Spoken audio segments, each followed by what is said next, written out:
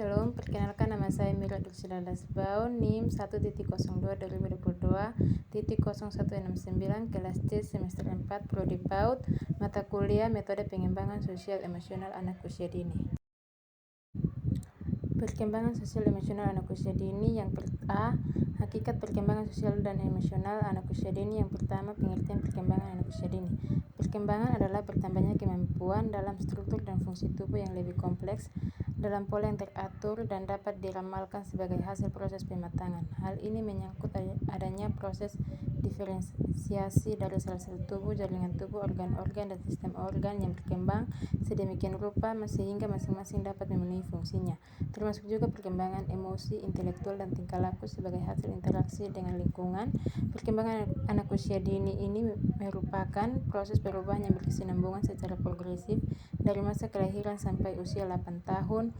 Dua dalam hal ini adalah anak mengalami pertumbuhan dan seoningsi tumbuh kembang anak.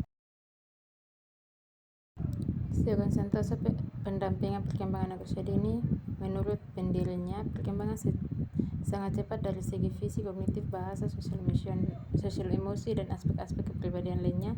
Meskipun setiap perkembangan dibahas secara terpisah, harus dipahami bahwa setiap bidang perkembangan merupakan bagian dari keseluruhan perkembangan dan suatu unit kesatuan yang terdiri atas banyak aspek perkembangan.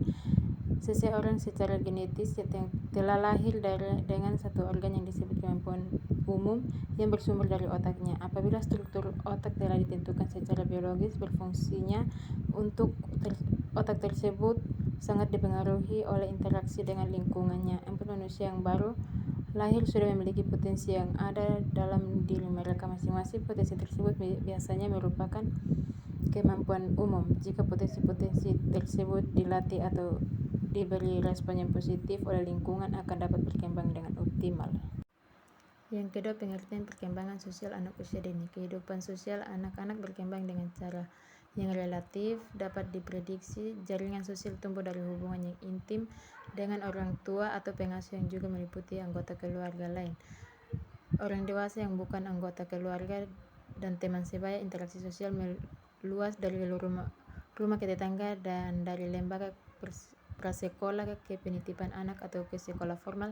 Perkembangan sosial adalah proses kemampuan belajar dan tingkah laku yang berhubungan dengan individu untuk hidup sebagai bagian dari kelompoknya. Perkembangan sosial berbeda dengan kemampuan sosial. Kemampuan sosial merupakan kecakapan seorang anak merespon dan mengikat perasaan positif dan memiliki kemampuan yang tinggi untuk menarik perhatian mereka.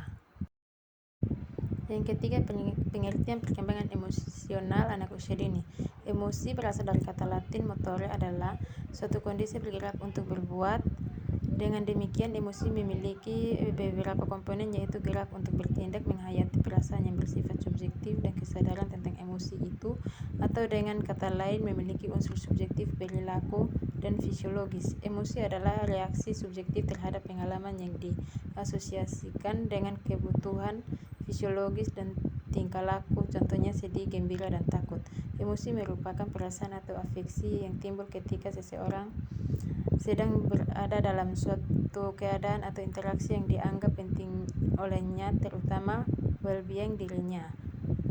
Emosi dapat berbentuk sesuatu yang spesifik seperti rasa senang, takut, marah, dan seterusnya, tergantung dari interaksi yang dialami. Emosi dipengaruhi oleh dasar biologis dan masa lalu.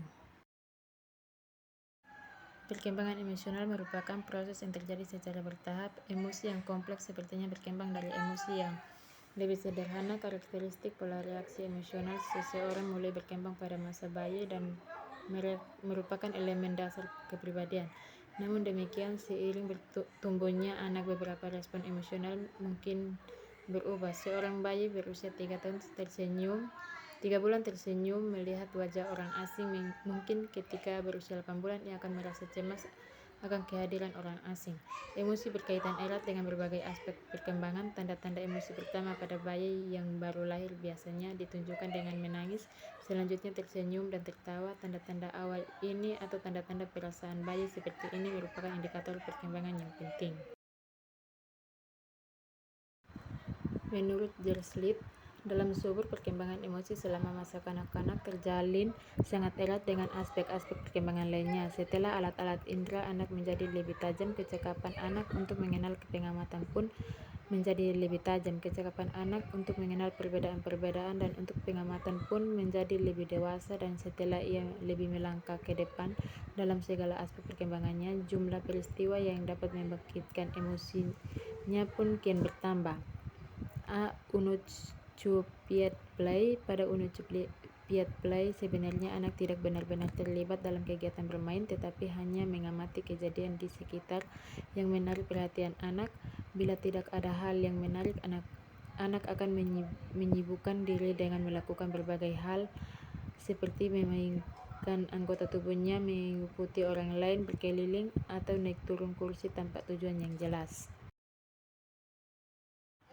Solitary play atau bermain sendiri. Solitary play biasanya tampak pada anak yang berusia sangat muda. Anak sibuk bermain sendiri dan tampak tidak memperhatikan kehadiran anak-anak lain di sekitarnya. Perilakunya yang bersifat egosentris dengan ciri antara lain tidak ada usaha untuk berinteraksi dengan anak lain dan mencerminkan sikap memusatkan perhatian pada diri sendiri atau kegiatannya sendiri. Anak lain baru dirasakan kehadirannya apabila anak tersebut mengambil alat permainannya.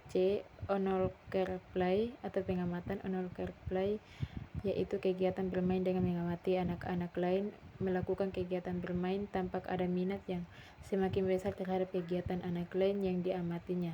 Jenis kegiatan bermain ini pada umumnya tampak pada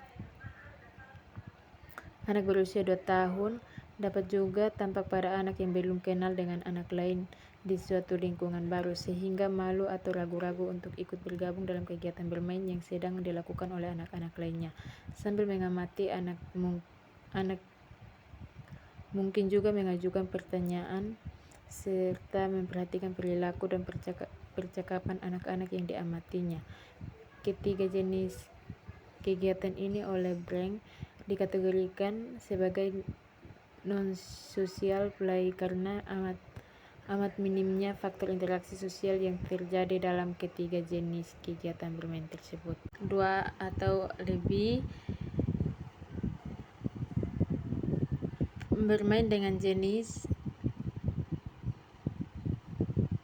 atau permainan yang sama dan melakukan gerakan atau kegiatan yang sama, namun bila diperhatikan tampak bahwa sebenarnya tidak ada interaksi di antara mereka. Mereka melakukan kegiatan yang sama secara bersama-sama dalam waktu yang bersamaan. Bentuk kegiatan bermain ini tampak pada anak yang sedang bermain mobil-mobilan, membuat bangunan dari alat permainan Lego atau balok-balok menurut kreasi masing-masing, dan bermain sepeda atau sepatu roda tanpa berinteraksi. Pada dasarnya mereka masih amat sangat egosentris dan belum mampu memahami atau berbagai rasa dan kegiatan dengan anak lain.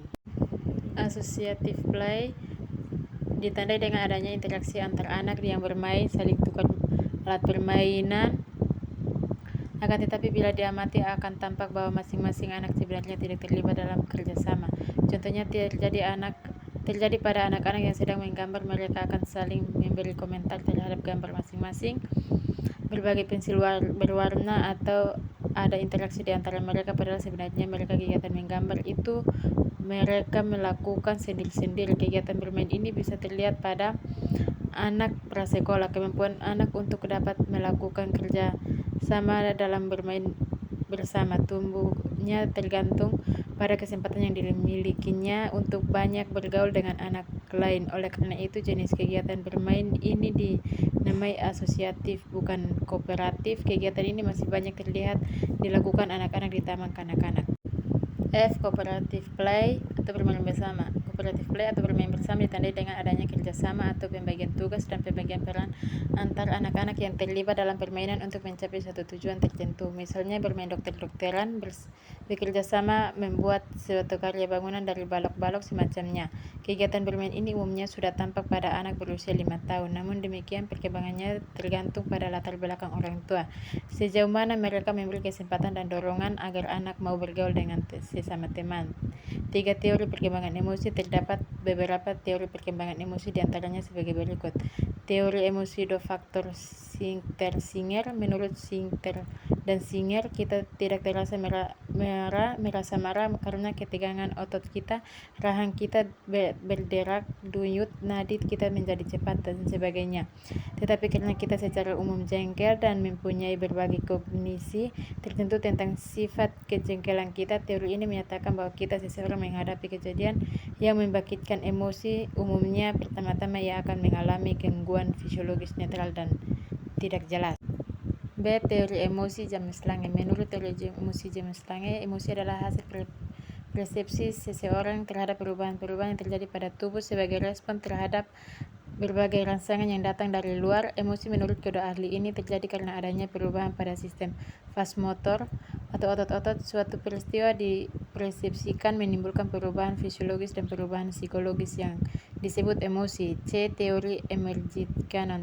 Teori emergent Cannon menyebutkan bahwa emosi sebagai pengalaman subjektif psikologi timbul bersama-sama dalam reaksi fisiologis atau hati berdebar, tekanan darah naik, nafas bertambah cepat, adrenalin dialirkan dalam darah, dan sebagainya. Teori Cannon selanjutnya diperkuat oleh Philip Barth, sehingga kemudian lebih dikenal dengan teori Cannon-Barth atau teori emergensi. Teori ini mengatakan pula bahwa emosi adalah reaksi yang diberikan dalam situasi emergensi atau darurat. Teori ini didasarkan pada pendapat bahwa ada antagonisme atau fungsi yang bertentangan antara saraf-saraf simpatis dengan cabang-cabang oranial dan skar daripada susunan saraf otonom.